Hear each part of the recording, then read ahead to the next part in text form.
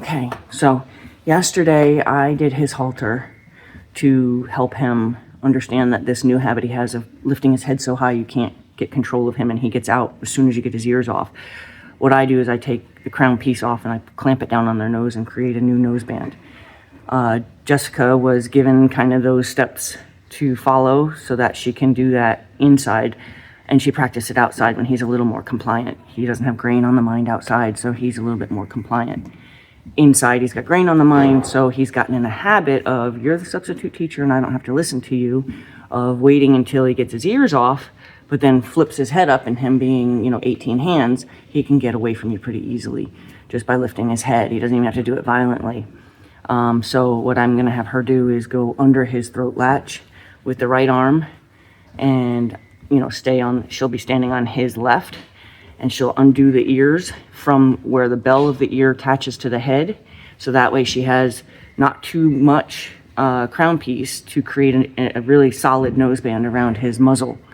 And that should get you control of the head again before they get a chance to leave. And then that will make it so that he can wait for that okay release, because he's not waiting to be released anymore. He's just like, you don't know the rules. I do this by myself. So we're trying to tell him that these bad habits that he's trying to develop cannot become actual habits. So they should be on their way.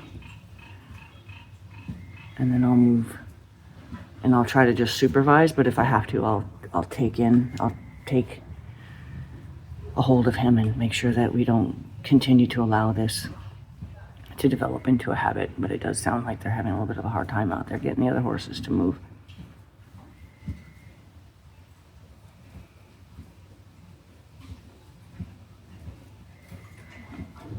She's gotten to the point to where I don't really need to be out there for each transfer of a horse, but might be having too much trouble. I might have to go out there.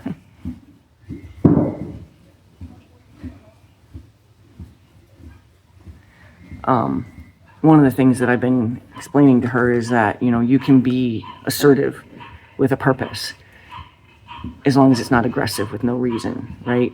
So if you're trying to shoo away a horse fanning the rope, you can be as loud as you need to be. You can even say, I'm coming at you, I hope you move. And once you get to where the horse is and hasn't moved and it starts tapping them rhythmically, you're giving them the support. You're telling them there's a purpose for this assertive behavior. You need to move like I've asked you to, as opposed to just going in there and just hitting a horse, right? There's no answer for them to find if you just hit them. But if you give them an understanding, like if you make it so that there's definitely a definition to be found, there's an answer to be found through your assertive volume, then by all means you can be as loud as you need to be. So here they come. I'm gonna get out of the way. I heard a definite half halt there. Wait. So I would even throw a wiggle in the line, like a big kink out of the hose on the line because he's too far in. Okay. Ah! You stop. Why are you being so impatient? Hey, Teddy, back. I'm gonna have you do it. I have to say, we were very long in the paddock fighting the two boys, so. And I can feel you actually have a shaky energy right now. It was. And let me do him. Just because he's picked, I can feel your energy. Stop. So grab it at the bell on the bell. Okay. Wait. Teddy, stop. Can you put a halter back on him for me, please? Yes.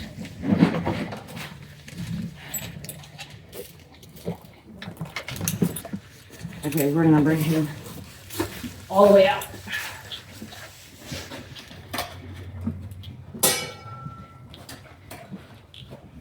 Let you get out.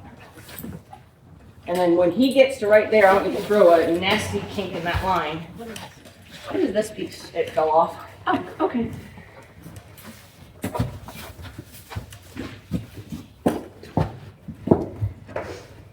So when he gets to his nose to that window, Wait. you know what? I'll come here. Do not hurt yourself. Hey, Teddy! Absolutely not. Absolutely not. Absolutely not. Stop it!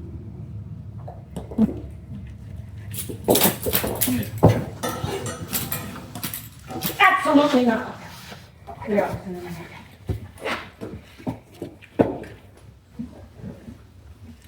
Okay. It was definitely a demeanor change.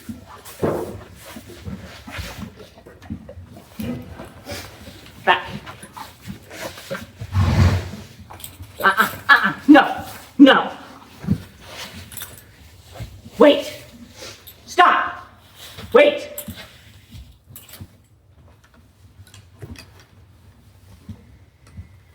I want you. We're gonna walk Make up sure top you and get set away. yourself up for Hold on. safety. Wait, no. Teddy I was wanna do facing a this. I wanna do direction this. that would have Wait, made me an easy target to get run over as he spun back to his grain, even if he was released.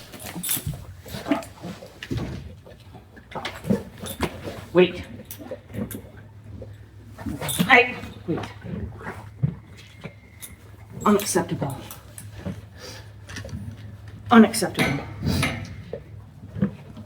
Wait. Okay. So that, like you asked about bringing Logan back out and trying again with Yeah. Logan, that was absolutely necessary. Okay. There's no reason he should ever be able to behave like that. Okay. That was really bad. Yeah, it was, Tucker was literally glued to his butt the entire time. And it might be because you were getting anxious, because I felt you were shaky. Yeah, when you came it in. was, I'm So- like, I was staying out there and I'm like, there was a point that I'm like, I don't know how I'm gonna get this horse to get off his butt. Like, he literally, I'd back him, I'd send him. Dewey came and stood at the, right where I needed him to be on the fence, where I could pull the fence and block him. And I'm like, you're doing exactly what I want you to do, but Tucker literally was like glued to his butt. I mean, And I mean, I don't like want you I to hit said- him in the eye, but swing that rope until you give him a Well, good whack like that. I'd get Teddy and I'd back him, and then I even tried sending Teddy this way so that I could go and send Tucker, at least if I'm like, if I could at least get him to the side, then I'm like, I have to use the block type of thing, but I'd get him, he wouldn't go there. I got him there like one time, but as soon as we got to the gate, he was literally like, nope, I'm right back where you don't want me. And I'm like, oh my gosh. And I mean like, nose to tail. Like, a couple of times I actually thought he looked like he was going to bite Teddy, and I'm like, are you really that, like, are we really that brave? I've never had him be that bad. Oh my gosh. This just goes through here, right? Yeah, it just fell off when you